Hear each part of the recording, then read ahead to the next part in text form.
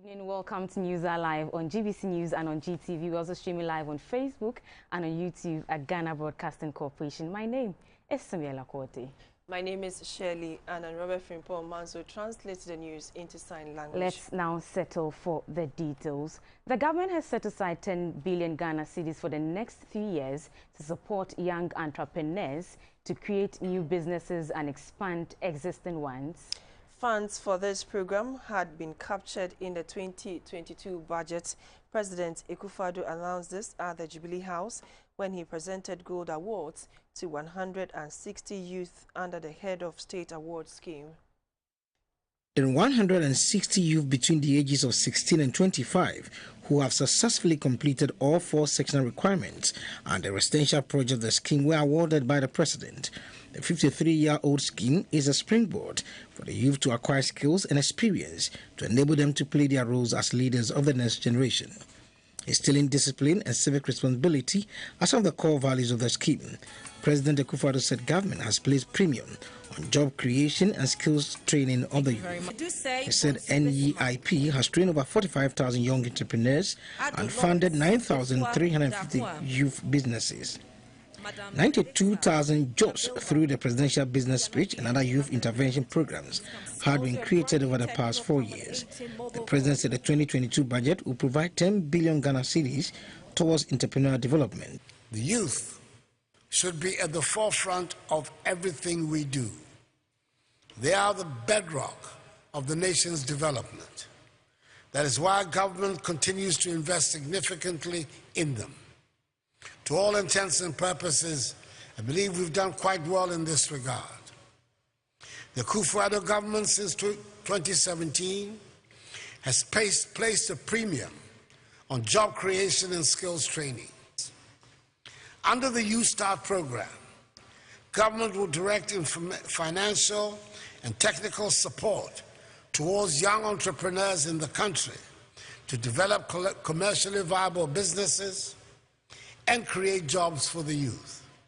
In other words, it will be a vehicle for supporting young entrepreneurs to gain access to capital, training, technical skills, and mentoring to enable them launch and start their own businesses. Board chairman of the Head of State and Awards, Mr. Harry Sintimabuaji, said the award scheme will be extended to the youth countrywide. We have established a total of 154 new award centers, largely schools, communities, and religious youth organizations nationwide, and 34 old centers revived. We shall assiduously work to ensure that more young people in Ghana benefit from the award scheme. To commemorate the 100th birthday celebration of the Duke of Edinburgh, Prince Philip, who established the award scheme, a Life and Legacy Fund has been inaugurated to help extend the award to 200,000 youth. Edward Nyakun reporting for GBC News.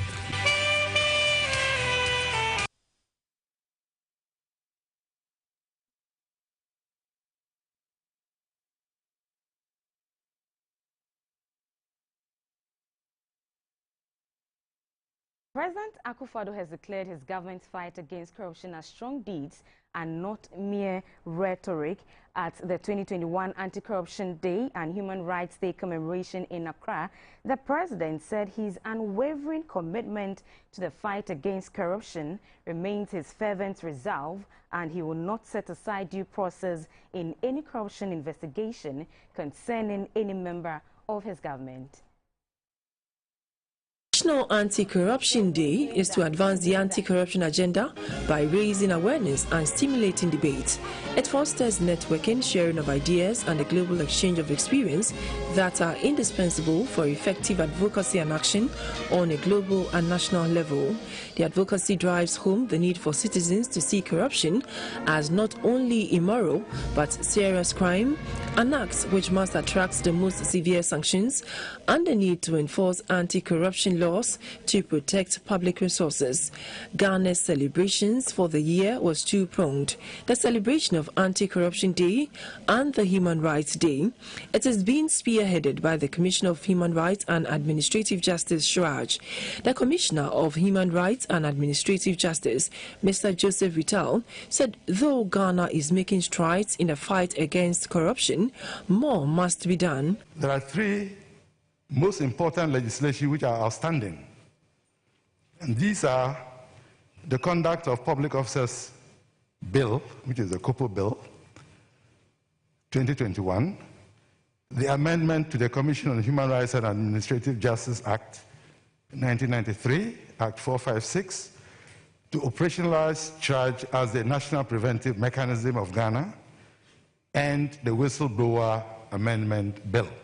A justice of the Supreme Court, Justice Yoni Kulendin, said citizens are right in their demand of leaders to minimize corruption in the country. The citizens undoubtedly are right to expect that with the adoption of NACAP, corruption would have been brought under significant control. Presenting the Corruption and Human Rights Report, the Deputy Commissioner of Shraj, Mr. Richard Kwesen, said lack of investment in the fight against corruption, lack of strong corruption enforcement laws are impeding progress. The President, Nana Akufo-Addo, said he has demonstrated in the past 5 years that he remains committed to the fight against corruption. We've protected the public purse, we've made institutional reforms, we have enacted additional requisite laws, and we have resourced more adequately the accountability organs of state.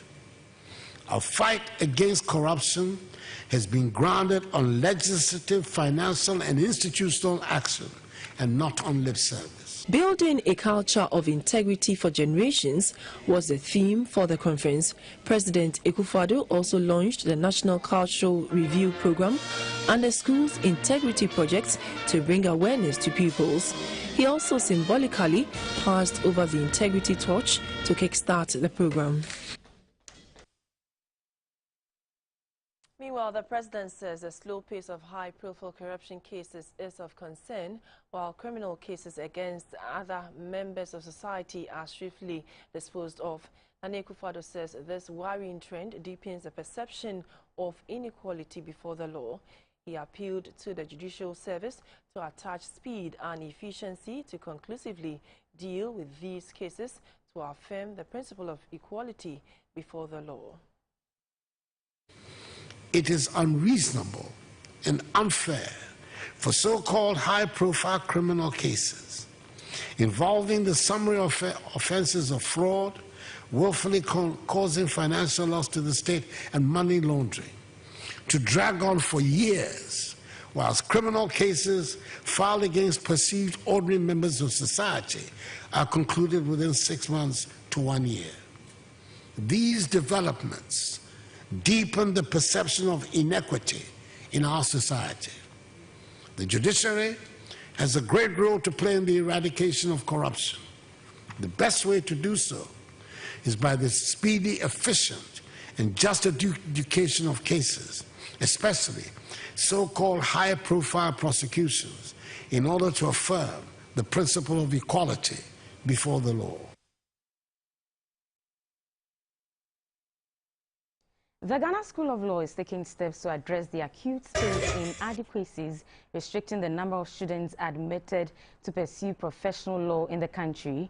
The school is projecting that in 3 years' time, with the measures being adopted by the government and management of the school, additional space will be created to clear the backlog of qualified prospective students. The coordinator of the Kumasi campus of the Ghana School of Law, Mr. Michael Jan Owusu, made this known to the media on the fringes of a ceremony to formally admit fresh students to undertake professional legal education. To enhance access to professional legal education in Ghana, the Ghana School of Law opened 2 additional campuses, including the Kumasi premises, in the 2010 to 2011 academic year. This initiative has since been justified through the excellent performance of students from the Kumasi campus who have won prizes almost every year during the call to the bar. 107 post-LLB students who were offered admission to pursue professional law education have also been formally admitted to the law school to undergo 2-year training at the Kumasi campus. This brings to 287 the total number of students on the campus admitted to study interpretation of deeds and statutes, alternative dispute resolution, family law and practice, civil and criminal procedure, among other courses. The Ashanti Regional President of the Ghana Bar Association, Mr. Kwame Wusu-Setre, cautioned the students not to be parading themselves as legal luminaries. If you fail to abide by the ethics, there are sanctions associated with it. And now the disciplinary committee of the General Legal Council are there to ensure that these sanctions are applied so as to ensure that the dignity and the image of the profession is protected. Now you are learning to be learned. Please avoid a situation where you go to the media, very little discussion, then they call you and then you react as legal luminary and other things. Please, you are not there yet.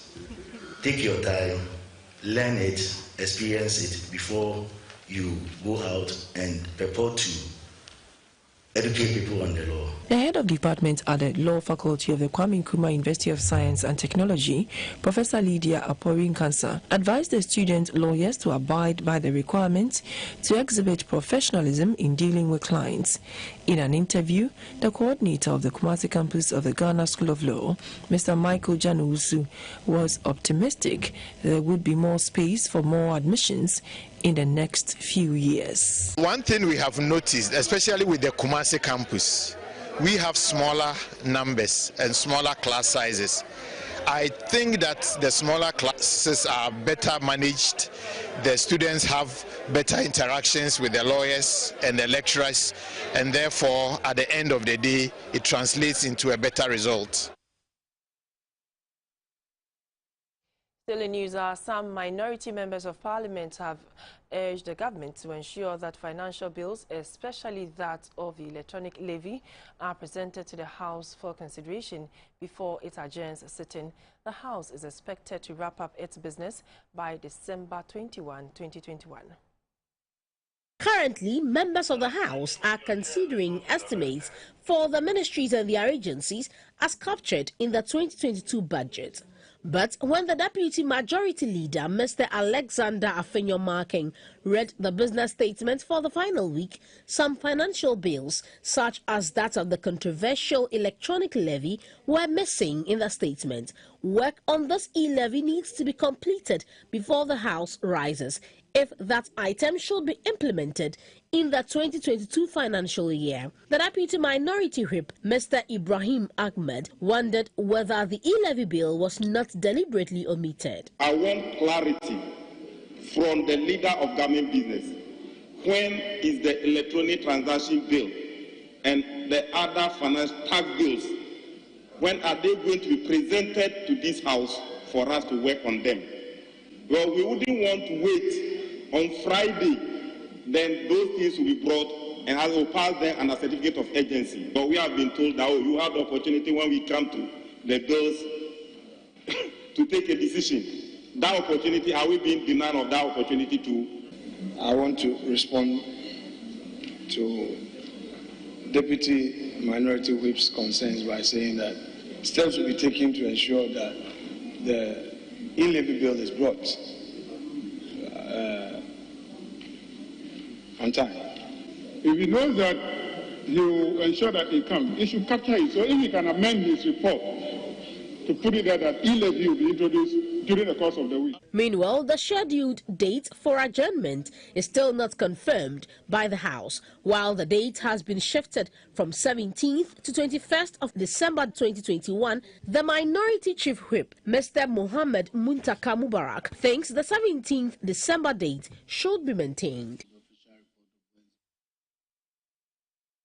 Only 3 of Ghana's public universities have the requisite IT infrastructure for effective online teaching and learning. The government is therefore being urged to make online learning platforms an integral part of Ghana's educational system, especially in the era of the COVID-19 pandemic, which has forced teaching and learning to move online due to its related restrictions. The call was made at the 7th Annual Baraka Policy Public Lectures in Accra.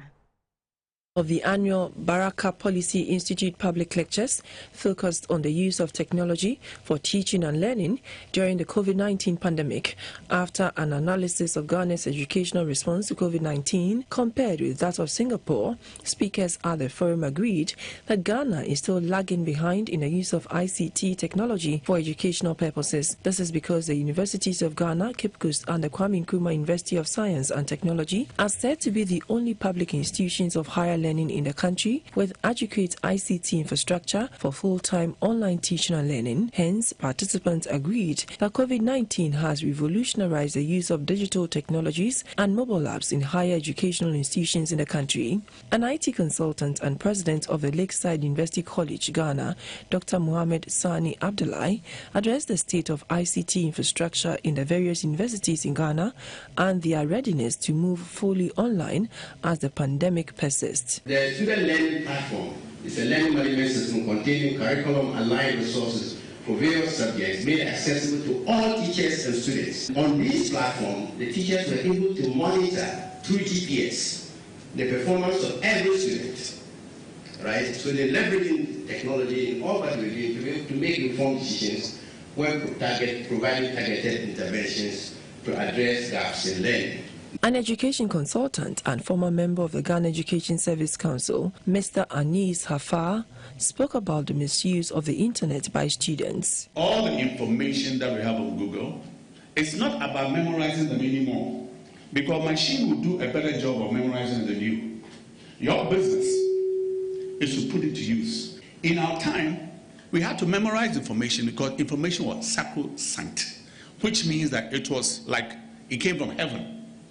It was sacred, not that way anymore. The chairman of the Baraka Policy Institute, Mr. Nam Al-Hassan Andani, called for the remodeling of Ghana's educational system to reflect modern ICT trends. The 7th Annual Baraka Policy Public Lectures was on the theme Navigating Effective Teaching and Learning in Post-Pandemic Era. The Minister for Food and Agriculture says the reconstruction of the irrigation dam is 95% complete. Dr. Ogusefri Akoto said ongoing work to reconstruct the Tono irrigation spill channel would be completed in 1 month. The minister was on a working visit to the Upper East region. The minister and his entourage started his working visit to the Upper East region with a meeting with MMDAs and the leadership of the Upper East Regional MOFA Directorate. Dr. Ogusefri Akoto described the government's agricultural revolutionary flagship program, dubbed Planting for Food and Jobs, as a game changer. Planting for Food and Jobs is achieving its objective of bringing modern technology into our agriculture. Not only that, improved seeds. You look at the statistics. One weekend in 2016, only 2,200 metric tons of improved seeds were distributed to farmers, the whole Ghana. Last year, we did nearly 40,000 metric tons of improved seed in our agriculture. Reconstruction of the spill channel began in the middle of 2020 following severe torrential rain damage to it. The damage resulted in an overflow which destroyed over 100 hectares of farmland, including rice and vegetable crops. At the Tono irrigation project, the minister said government spent $35 million to put the structure back in shape. He is hopeful the completion of the spill channel would help the Tono irrigation scheme in its supply of water to farmers to boost food production. Members members of the Water Users Association, a group of farmers under the Tono irrigation scheme, appealed to the government for assistance with farm implements for land preparation and harvesting. The farmers told the minister that the non-availability of farm implements was negatively affecting their work and productivity. The chairman of the association, Mr. Robert Abuka, also told the minister about the lack of ready markets for rice. But we don't have the gadgets for land preparation. So, in fact, it delays our production. We have to start using only 1 month to finish land preparation before we realize we use almost 2 to 3 months for land preparation. And then we have spoken to the minister, so we should write and indicated the type of machines that we need so that he will see to it that we are able to get all these gadgets. 2 sets of solar water pumping system with total solar energy of 358 kilowatts peak to enhance irrigation of the 359 hectares of upland area, an area earmarked for smallholder and commercial farmers, have been installed. The installed solar water pumps will provide a cheap source of energy and lead to the cultivation of 359 hectares of land, which was left uncropped for over 15 years due to high electricity tariffs from electric pumps. Meanwhile, farmers in West Mamprisi district of Walewale in the northern region have appealed to the Minister for Food and Agriculture, Dr. Owusu Akoto, to see the completion of the warehouse and mechanization center project in the district. The farmers also asked to be provided with tools to increase the production of shea, coffee and rubber. The requests were made when the Agriculture Minister toured the northern and northeast regions to see how the Planting for Food and Jobs program was faring in those areas. The 3-day tour took the Minister for Food and Agriculture, Dr. Owusu Akoto, to the northern and northeast regions. He spoke of supporting farmers with seeds and fertilizer to increase their yields. The minister said the building of warehouses, provision of improved seedlings to farmers, and the promotion of livestock through the SIP, among others, were impacting positively on agricultural production in the country. At the Dagbon Overlord's Palace, the Paramount Chief, Yana Abubakar, appealed to the government for adequate and early release of fertilizers to farmers. The MCE of the West Mamprisi, Mr. Aramiel Basintali, said farmers in the area need warehouses to store their produce. He said lack of these facilities has resulted in huge losses to the farmers, citing a recent fire outbreak on a rice farm.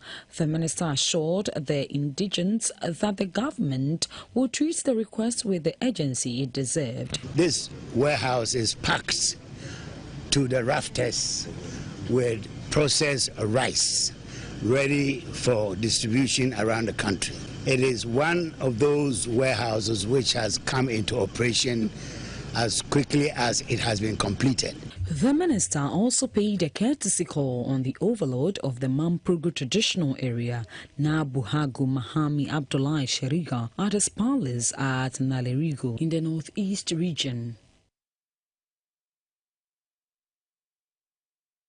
Data from the Accra Regional Office of the Domestic Violence and Victim Support Unit indicates that as of August 2020, about 31.9% of Ghanaian women faced some form of domestic violence. As part of efforts to stem the tide of gender-based violence, Hope for Africa, an NGO, and the Canadian High Commission in Ghana have climaxed this year's 16 days event aimed at eliminating violence against women. The theme is Orange the World, End Violence Against Women Now.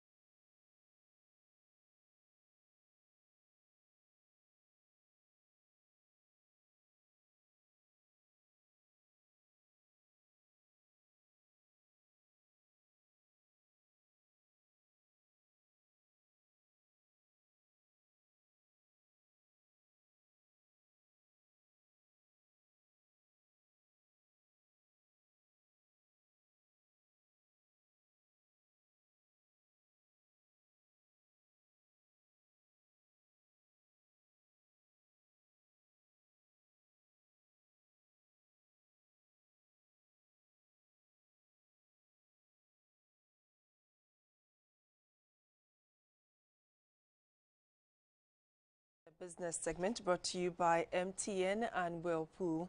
Telecommunications giant MTN has handed over a new 24-unit classroom block to the Ghana Police Depot Cluster of Schools at Tesano in Accra.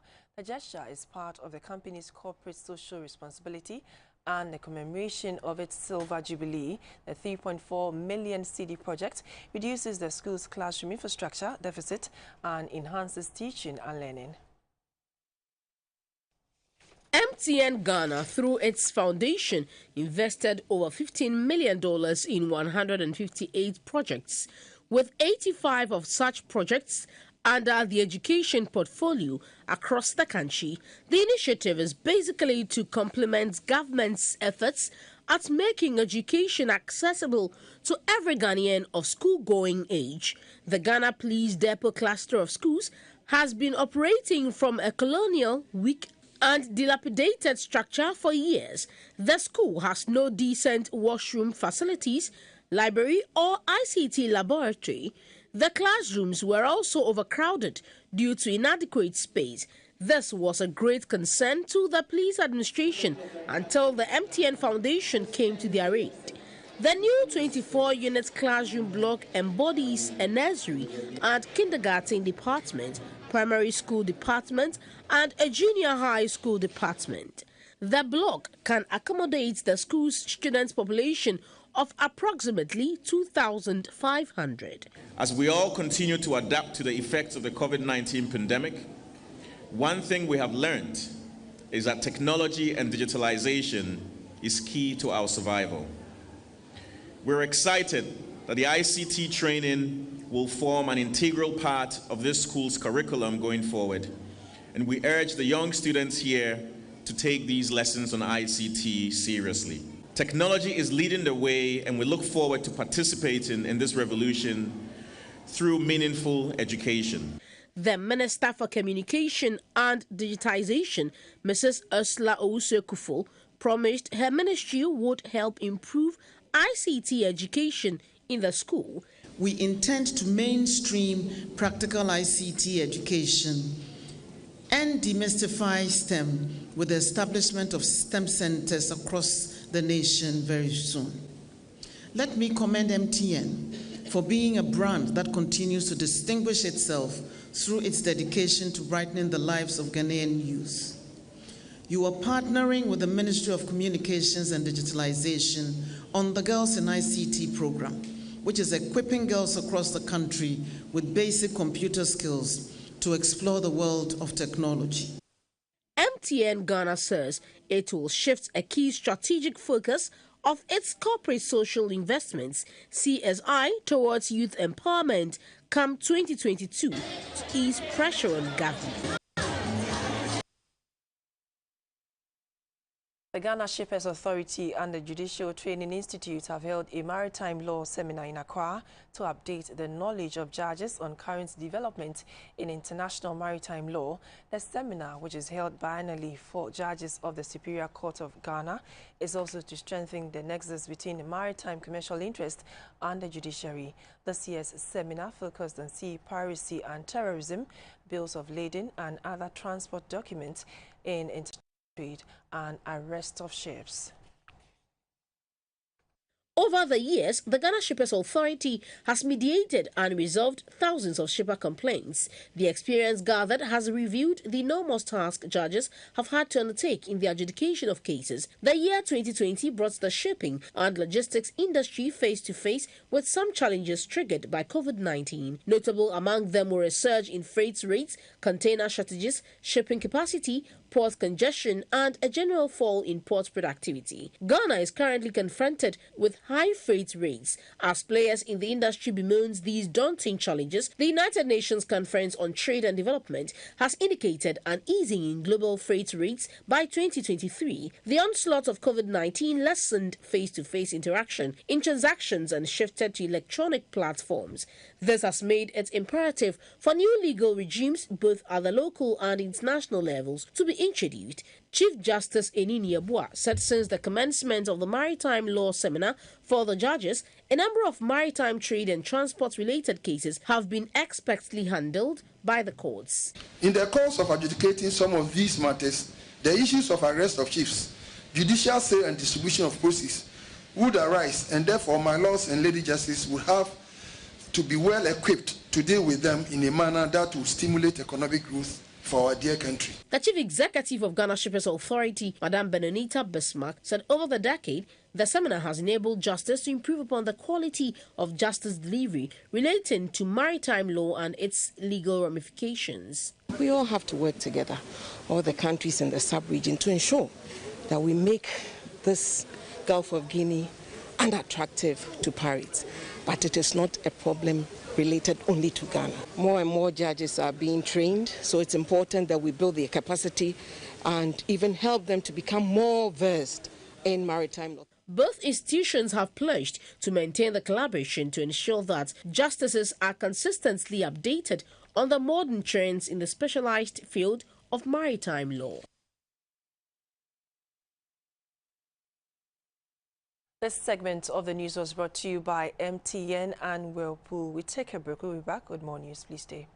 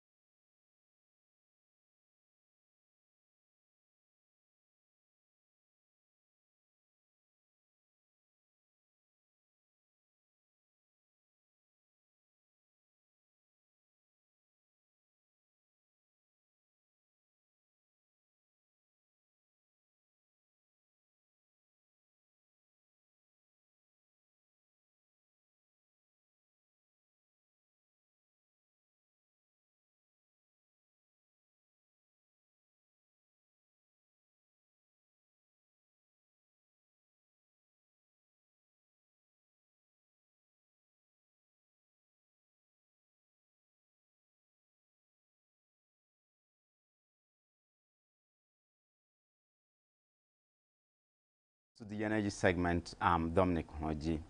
Ghana is set to have its first electric vehicle assembling plant in Accra in 2022 as the country becomes increasingly attractive to global automobile giants. The Institute for Energy Security, IES, believes the coming on board of the South Africa-based Agility will help create jobs, reduce carbon emissions, and accelerate Ghana's transitioning to green energy. Her eye on becoming a fully integrated and competitive industrial hub for the automotive industry in West Africa. The country has since witnessed growing interest from global automotive players, with Volkswagen, Nissan, Sinotruk setting up assembling plants in Accra. The latest to express interest in Ghana's growing automotive industry is Agility, a South African-based electric vehicle and green tech manufacturer. As part of the deal to set up in Ghana, the green tech company will establish an electric vehicle assembling plant, battery swapping stations, and solar charging facilities in the country. The setting up of an electric vehicle plant is expected to encourage usage of electric vehicles in the country as government develops an electric mobility policy. The amount of carbon that we emit as a country will reduce, and that will be good for climate change because it is out of this carbon emission that we get global warming, and the global warming impacts on our weather and the pattern of events that we see today. So it's a good one. Chief Executive Agility, Dr. Mandla Lamba, said Ghana was chosen due to her promising automobile industry and readiness for eco-friendly solutions. We believe that Ghana is more ready for this green evolution because the president of Ghana has been doing his part, not just in Ghana, but for the entire continent. One of the smartest leaders Africa has ever had. And now we're looking forward to penetrate the market. The United Nations at the just ended COP26 in Glasgow pleaded with urgent action to limit global warming to below 2 degrees Celsius. Experts believe the adoption of electric vehicles and smart solutions will help reduce Ghana's carbon emissions. Metals powering clean energy such as lithium, copper, nickel, and cobalt have been projected to become the oil of the future. According to energy analyst Dr. Yusuf Sulemana, lithium has the potential of transitioning Ghana's energy sector economically. Ghana has discovered significant deposits of lithium and will soon become the first West African lithium producer. Lithium and its compounds have several industrial applications, including heat-resistant glass and ceramics, lithium grease lubricants, flax additives for iron, steel and aluminium production. Energy analyst Dr. Yusuf Sulemana says lithium has the potential of giving Ghana's energy sector a leap if properly harnessed. Dr. Sulemana encouraged government to take full advantage of the metal to promote clean energy. In a period where renewable energy is gaining a lot of traction, it is crucial that any country that discovers lithium should take it very serious. Lithium as a chemical has what we call electrochemical properties. These electrochemical properties ensure that lithium can be used in the manufacture of car batteries in the world of EVs. So yes, if you look at China, for instance, about 10% of new vehicles that is manufactured from China are coming from EVs. So that is how crucial lithium is. So if Ghana, we are able to discover lithium and discover in commercial quantities, it's going to inure to the benefit of the nation. I mean, we have ready supply for market. I mean, the global market. People are yearning to get lithium. Ghana discovered lithium in parts of the Volta, Western, Central and Ashanti regions during a nationwide exploration by the Minerals Commission. The Electricity Company of Ghana, ECG, missed its revenue target of 1.2 billion Ghana cedis for 2020. The power distributor's failure to achieve its set revenue target was due to the electricity subsidy given by government to lifeline another category of consumers at the peak of the COVID-19 pandemic in 2020.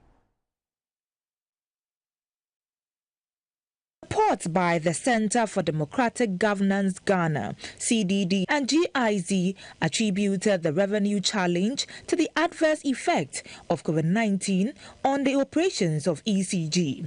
The report observed that the partial lockdown period in Ghana and the week after saw an exponential surge in energy utilization without a corresponding increase in anticipated revenue. Electricity use grew by 10.2% in 2020 due to the fact that more people stayed home to observe the restrictions or had lost their jobs, leading to a rise in domestic demand.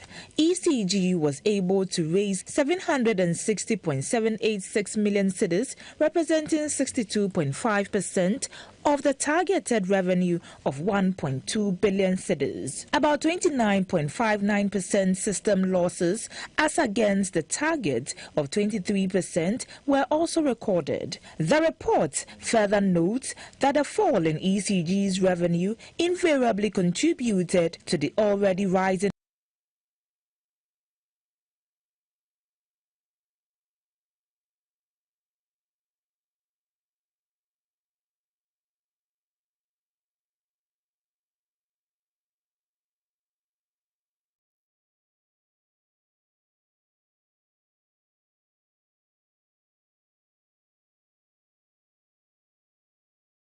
take agreement for excess capacity generated an agreement to procure more gas. That's it for the energy segment. My name is Dominic Honoji.